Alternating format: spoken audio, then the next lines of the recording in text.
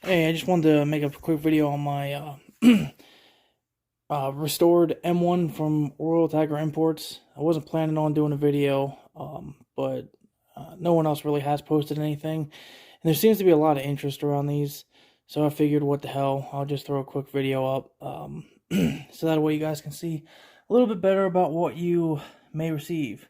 Now, I've had this rifle a couple weeks now, and I did some stuff to it.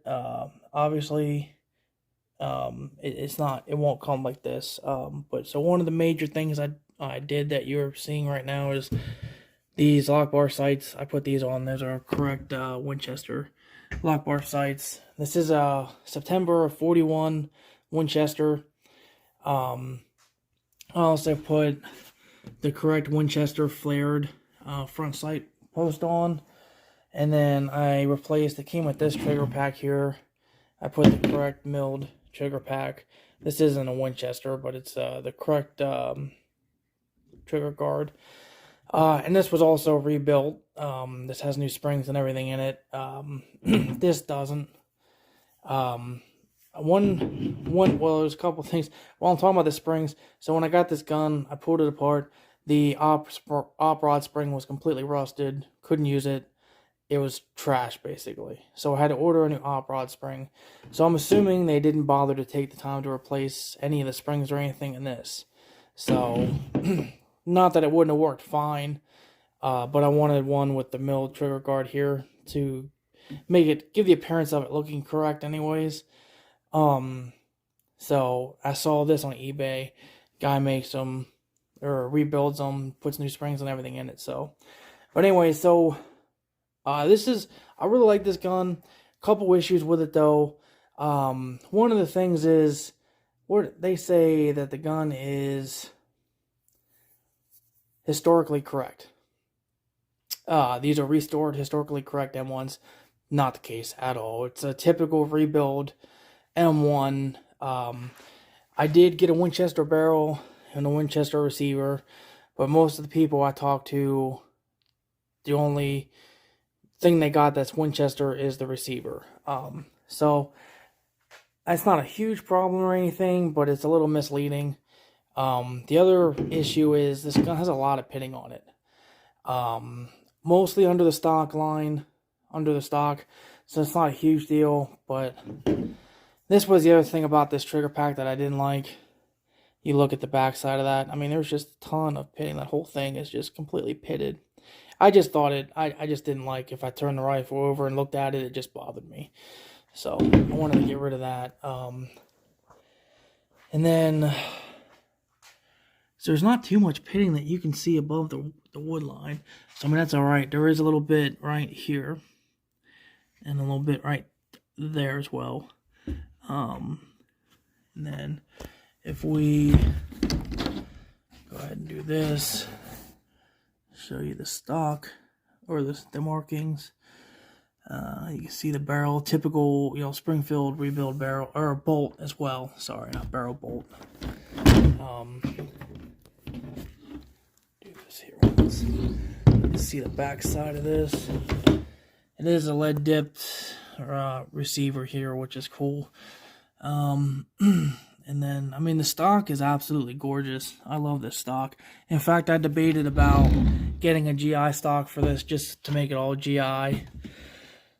But I really like this stock, so I'll probably keep it. There is the import mark. As you can see, it's kind of hard to see as you get in the right light there. That doesn't bother me. I know a lot of people cannot stand import marks. It doesn't bother me. It doesn't detract from me buying a gun, because if it has import marks or not, I could care less. Alright, let me tear this thing open here once. Hold on. Real quick. There is some pitting there above the wood line that you can see. Okay. Alright, here we go. It's apart now. Let's see here once. You can kind of see. No, you can't. I'm sorry. There's a freaking ridiculous glare there. Yeah, you can kind of see the Winchester mark right there on the barrel. As you can see, there's pitting on the op rod. Whole op rod has pitting on it. just your standard SA rebuild op rod with their relief cut there post-war. You've seen the pitting there on the op rod, and if you look down here, you can see all the pitting on the legs of the receiver. Like I said, there's no shortage of pitting on this gun. So you can see the Winchester stamp there. Let's see here once. I think that's about it. There's some right there underneath the op rod, down at the very bottom there. Let me turn this around. And if you take, I'm not taking it off, but if you take this upper handguard and this handguard off, you will see pitting on the outside of the barrel. There is pitting on the inside of this barrel. However, if you stick a bore light in the barrel, it is bright and shiny. But there's just a little bit of pitting in there. It doesn't affect anything. I have shot this gun. My best grouping was 2 inches at 100 yards. But that's probably just me, because I don't shoot at 100 yards that much anymore. So this gun will probably do 1.5, I'm sure. Especially if you lock it down in a vise. Alright, let's flip it around here. Let's see here once. So you got more pitting on the receiver there, as you can see. Never mind the grease and oil. Yeah, I think that's about it. Oh yeah, that's right. I wanted to show you this too. So if you flip this thing around, you can see there's just no shortage of pitting on the underside of the receiver. I mean, you got some back there, on the sides of it. You know, not a super big deal, but I mean, they're definitely misleading. You can see there, a little misleading. I mean, they should definitely tell you about that, you know, pitting on the receiver. I mean, you can see all that. There's a lot. There's a lot. So, would I buy this again? I don't know if I'd buy this one again. Like I said, I don't know if I said it or not, but I do have original condition M1 coming from them. In fact, Friday will be 3 weeks since I ordered it, so it should ship any day. And I'll do another video. I'll do a video on that one as I get it, and then I'll clean it up, go out, shoot it, and I'll make another video on that one. Because I believe there is a lot of interest in the original conditions. When I ordered this one, they did not have the original condition posted.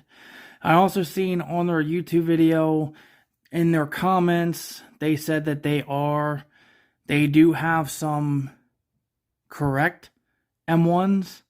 I guess like early correct M1s. And some sniper versions they're going to be posting for sale, I guess. I don't want to know what those things cost. I don't buy correct M1s, quote unquote, unless it's from the CMP with papered. With it being papered as they pulled it out of the crate like that.